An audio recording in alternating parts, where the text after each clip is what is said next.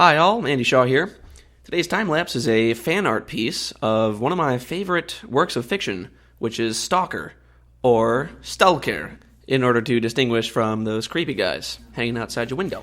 I say work of fiction rather than fictional universe, because this draws from a novel, film, and video game series that are related. They share a lot of characteristics and themes, but they're not really contiguous with one another.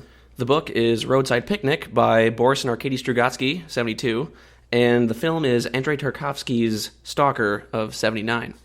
Within these works, a stalker is a loner or guide who navigates dangerous, hazardous, or hostile territory, in this case called the Zone, which is filled with radiation, invisible, gravitational anomalies that can crush you flat, and all kinds of mystery dangers that break the laws of physics. The character navigates through this place by tossing nuts and bolts in front of them. When the nut or bolt gets slammed into the ground or crushed flat or whatever, you know there's a trap in front of you, so you can navigate around it. So this character is kind of hoisting his gun away and is poised to throw a bolt because he's suspicious there's an anomaly right in front of him.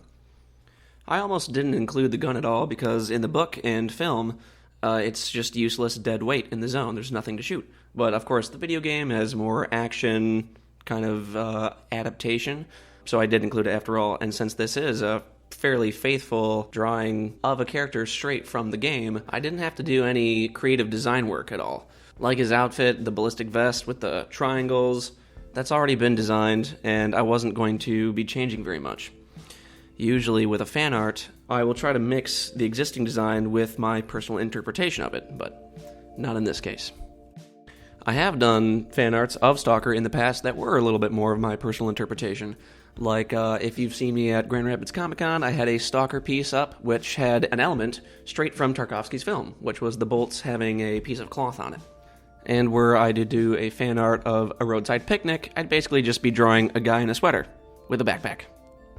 There's another element that's right out of the game. That little device is an anomaly detector, a little science fiction gadget that shows you when anomalies and precious artifacts are right in front of you.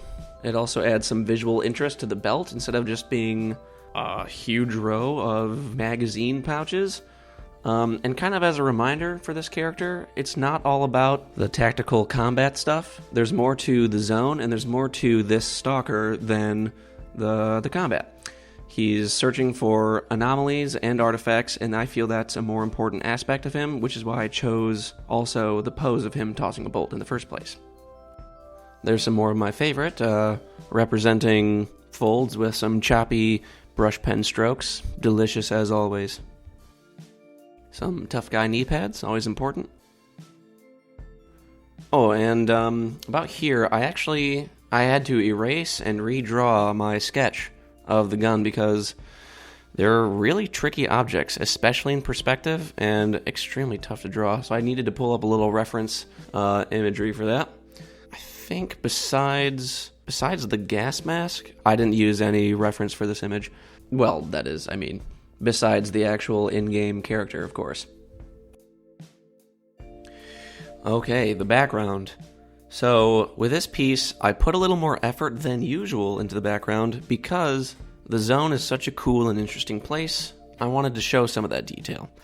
However, with that decision came a choice that I usually try to avoid making.